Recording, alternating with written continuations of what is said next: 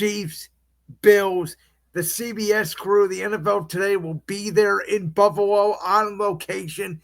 This to me could essentially be, if Kansas City wins this game, the game that decides the number one seed in the AFC. Because if the Chiefs win this game, they would have a 3-game advantage on the Bills, and I believe a 3-game advantage on Baltimore as well for the number one seed in the AFC.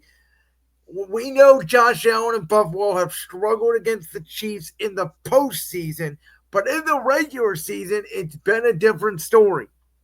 Yes, it has. Josh Allen has gotten the better of Mahomes when they've played each other in the regular season.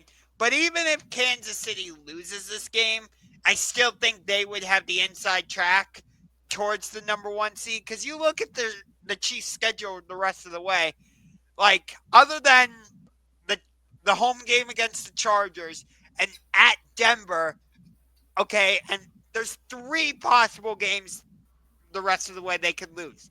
Buffalo, Chargers, outside of the Buffalo game, excuse me, if they happen to win this game, that would be Chargers, Broncos, Steelers. That's it. You know what? I'll throw you a weird one. At Cleveland. Really? What if Kansas City wakes up, they're lollygaggling around, it's the Browns. It's the Browns. They're not any good. And that's a game. If Jameis Winston's still in there, Jameis Winston has a good game. The Browns have good players. The Browns are notorious for beating good teams when they stink. I don't see it. What I never say never. Now they're going to beat the hell out of Carolina because they're at home. But I'm just saying. It's in Carolina. Well, regardless, they'll still beat the hell out of Carolina. I just think, like, if they just go, you know what, we don't have our best stuff today. The Browns have a good defense. Like, that's a game that if Kevin Stefanski's seat is getting warmer, do they play for Stefanski's job? Maybe, but let's get back to this game. So, yeah, Mahomes has had Josh Allen's number in the playoffs. But Josh Allen seems to live up to the hype, for lack of a better phrasing, when it comes to the regular season against Mahomes. This game is in Buffalo. We know the implications of it. My question, though, is this the game where not having Stephon Diggs comes back to bite Buffalo? Well, here's the issue for Buffalo. Their rookie receiver that's been very good, Keon Coleman, already ruled out. Dalton Kincaid left the Indianapolis game on Sunday with a knee injury. He is iffy at best to play. Amari Cooper did not play Sunday against Indianapolis with an injury. He is iffy to play at best against Kansas City. So if they don't have all those weapons, then yes, that is a major issue for the Buffalo Bills. So, and we also talked about this part. If the Chiefs win, they have the head-to-head tiebreakers over the Bills and the Ravens and they'd be 2 or 3 games clear without the tiebreaker, which adds an additional game of both. Exactly. So this game is obviously more important to Buffalo than it is to Kansas City because the Chiefs showed they don't need home field advantage to go win a Super Bowl because they went into Buffalo and beat the Bills last year. They went into Baltimore and beat the Ravens, so it doesn't matter to them. So this game is much more important for Buffalo. My question, though, is we saw how Denver was able to create pressure and make Mahomes uncomfortable. And if it wasn't for a blocked field goal, the Broncos would have won that game. Can Buffalo's defense generate that same type of pressure against the Chiefs? I'm not sure. Yeah, I lean towards no on that. This to me smells like it's a Travis Kelce and DeAndre Hopkins game. This is like, look at our new toy. Your new toy, Buffalo, is not playing. Our new toy is, and we're going to use him. Yeah. I don't think this is going to be a blowout unless all those receivers for Buffalo that you mentioned don't end up playing. Then I could see it being a blowout. But then again, you don't. I don't want to take anything from Josh Allen. I think this is going to be a little bit more low scoring than some people may think. I think it's like 24-20. I don't think it's like in the high 30s on No. both sides. Kansas City's defense obviously very good. I keep telling you they have not gave up 28 points since the Philadelphia Eagles Super Bowl. Now almost 2 years ago. Buffalo's defense is good too. I am a little bit worried on the Buffalo side the last few weeks. I don't know if people are paying attention, but all of a sudden they are getting back to being so Josh Allen reliant, and Josh Allen is starting to turn the football over again. I think Buffalo is pretty safe in terms of winning their division, though. I don't see the Dolphins getting back Yeah, in. no, they have their division wrapped up. Right now, they're fighting between them and Baltimore, and they obviously lost to Baltimore head to head as to who's the 2 and who's the 3 seed. Yeah. Now, So, Baltimore's fighting with Pittsburgh, but again, I think the Ravens are the better football team. I think across the board they're better than Pittsburgh. So now that doesn't mean Pittsburgh can't win on Sunday. spoiler alert, that's my number one game on my top five because I love that rivalry. Well, from one big game to the other, let's get to it. This is a massive Thursday night football game. I cannot remember the last time a Commanders Eagles game actually had huge stakes for both sides. You have the 7-3 Jaden Daniels rookie led Washington Commanders coming off that massive loss to Pittsburgh in the final seconds where they jumped off sides against an Eagles team who had 2-2 going into the bye week. Everybody wanted Sirianni fired. Then they barely beat the Browns. And you and Jalen were screaming at me that Nick Sirianni needed to be fired because he was jousting with fans. And ever since that moment, Philadelphia has not lost, and they are getting back to somewhat of a version of the 22 Eagles, which is take a lead early, run the football. Jalen Hurts, don't put the ball too much in harm's way, and our defense with our front four is going to generate a big pass rush for an opportunistic secondary. Yes. I don't know the last time I was this excited about a Thursday night football game. How I about was last week? okay. I'm a I was at like a 8.5 for last week. I'd say I'm at a solid 9.5 at least for this game. Um, because Washington feels reinvigorated. They're, they've just been down on their luck for so long because Dan Snyder was just a terrible owner. I don't know what he was doing with that franchise. Now it feels like they have a direction. They know who they are. Like, did they get fortunate with the Hail Mary? Yes, but it feels like they have their franchise quarterback now with Jaden Daniels. They have some nice pieces offensively. I really like their defense. Um, but Obviously, the addition of Marshawn Lattimore. I know he was out Sunday. I have not heard yet his status. I don't know his status for this game. But I I do think it's a little bit of an advantage, just a little, the fact that Washington yeah, was playing at home on Sunday, so they have a much easier travel schedule, whereas Philadelphia had to travel back from Dallas and come home to Philly. Yes, this game is in Philly on Thursday, but I think that might be a little bit of an advantage for Washington. Maybe I'm pulling at straws here, but it that's just a little nugget I'm looking at. So the one thing about these two teams is the Commanders always play the Eagles like it's their Super Bowl. And it doesn't matter what the record is, these two teams always play close games.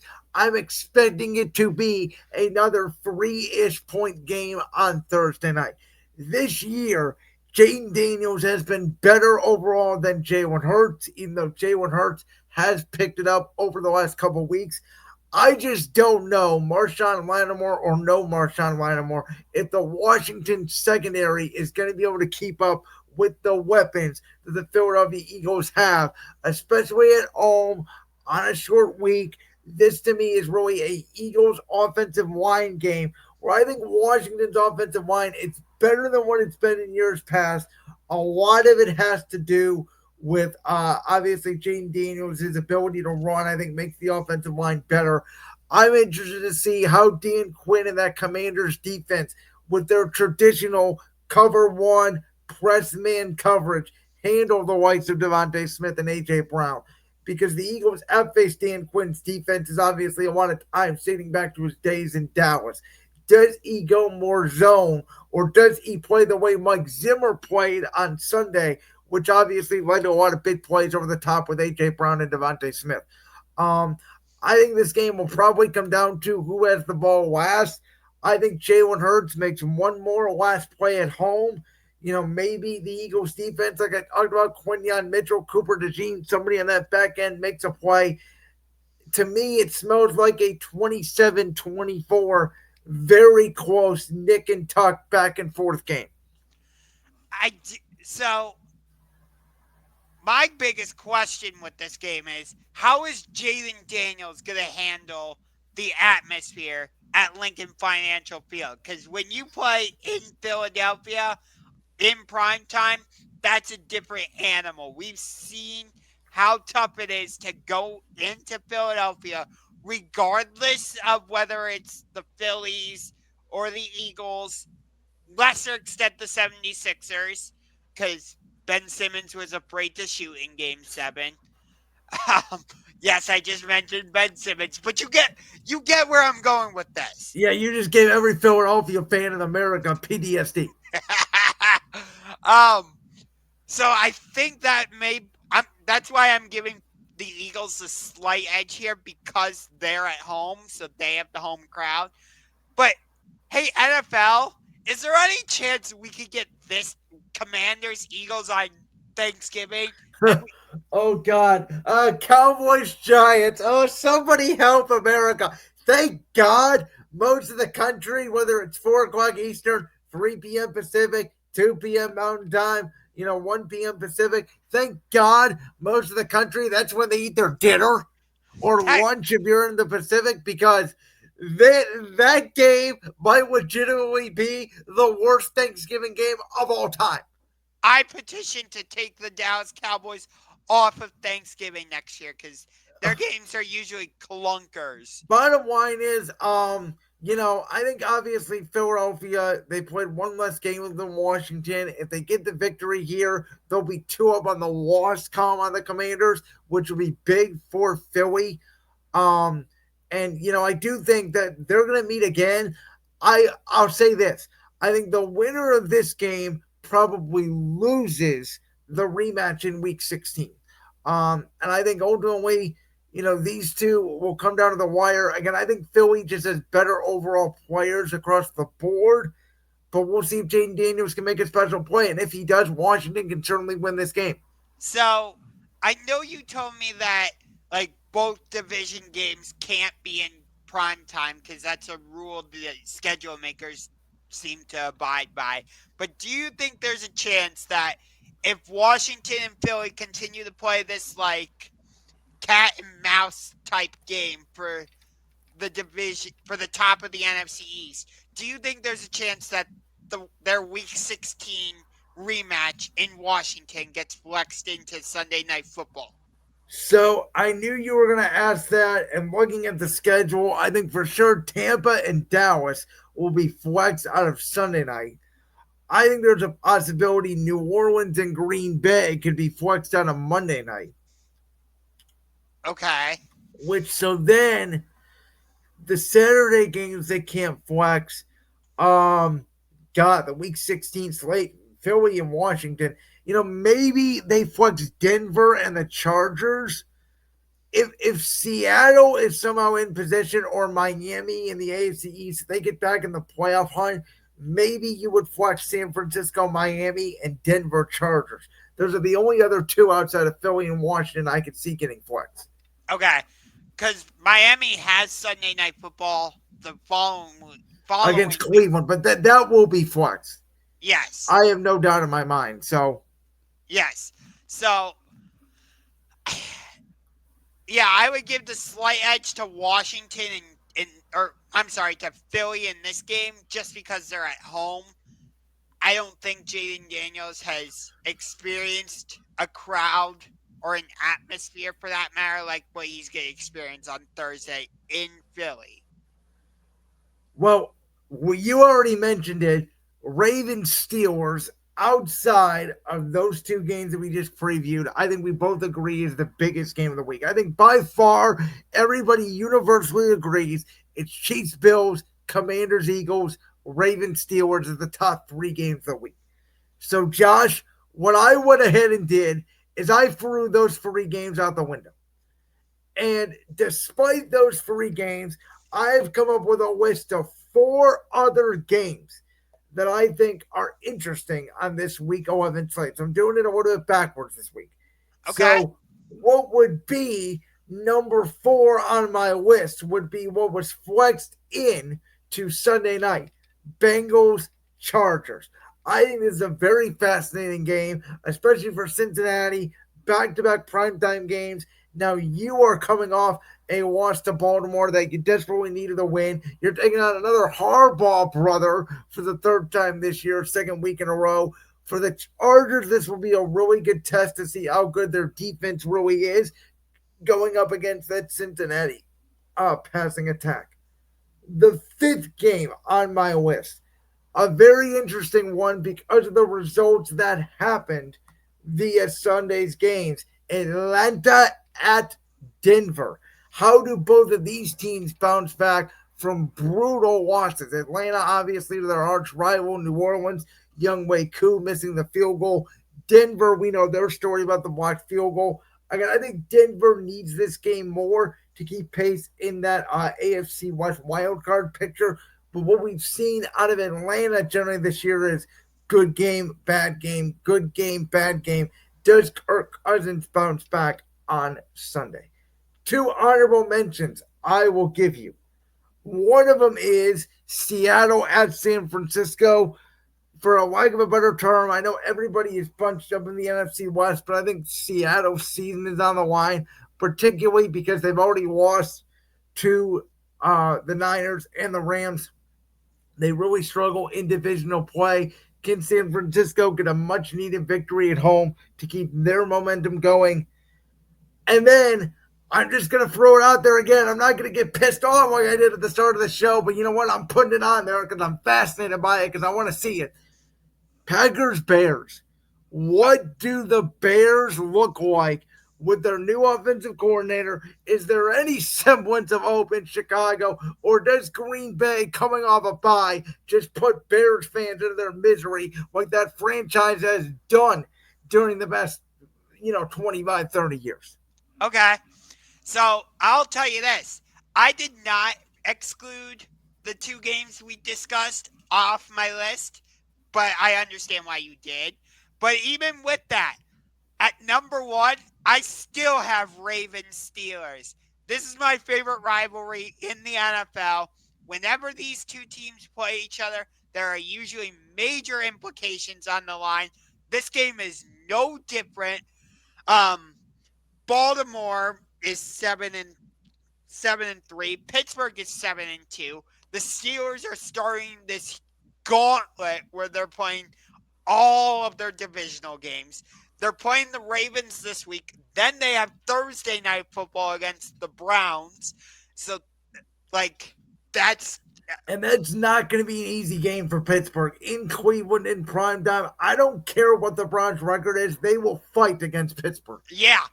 And then you have to turn around 2 weeks later and play the Browns again. And they have Cincinnati in there in between. Yeah.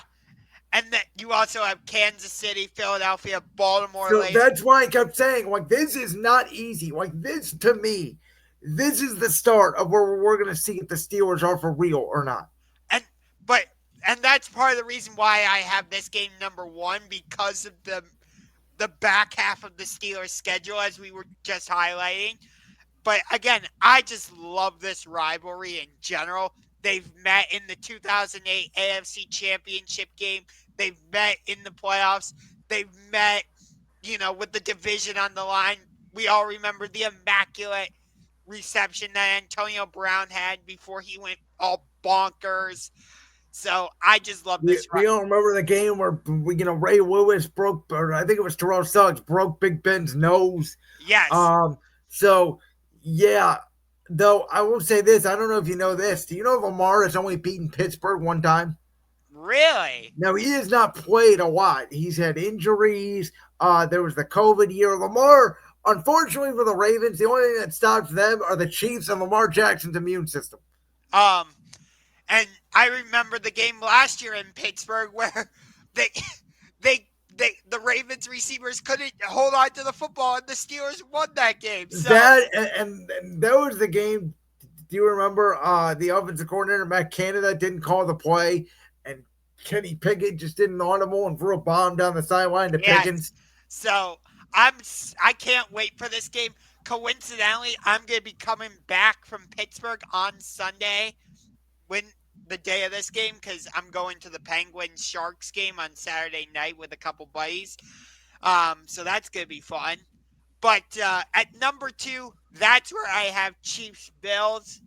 We already talked about it. I don't need to go in depth there.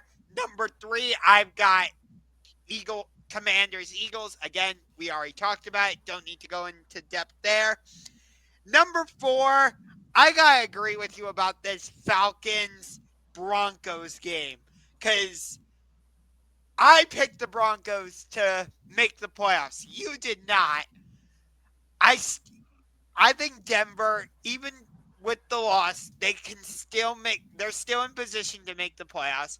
The division's out of the question. We understand that, but Denver. I think this game's a little more important for Denver. Yeah, that's what I said. It's way Yeah, more important to Denver than it is to Atlanta. Because if Denver loses, if Cincinnati beats the Chargers, don't look now, but Denver, like this to me, this could be the swing game if Denver makes it or not.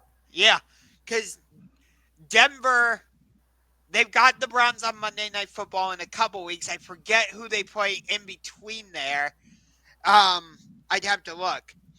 But they've got the Falcons this week. Then they've got, I think they're at the Raiders next week. So they could win that game.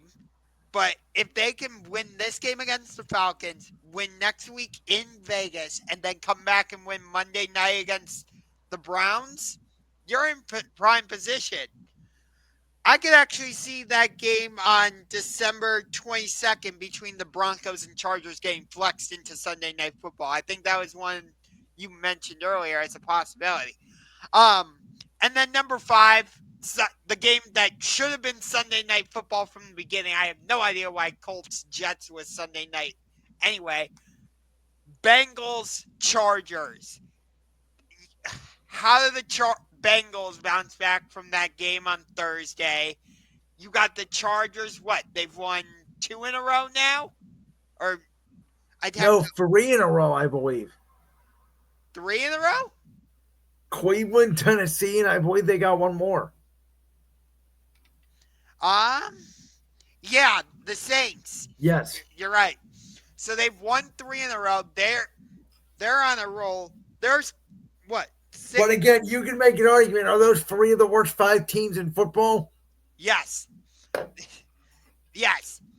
So they're definitely stepping up in weight class, especially next week because they got Baltimore on Monday Night Football. Oh, I can't wait for that game. But Horrible.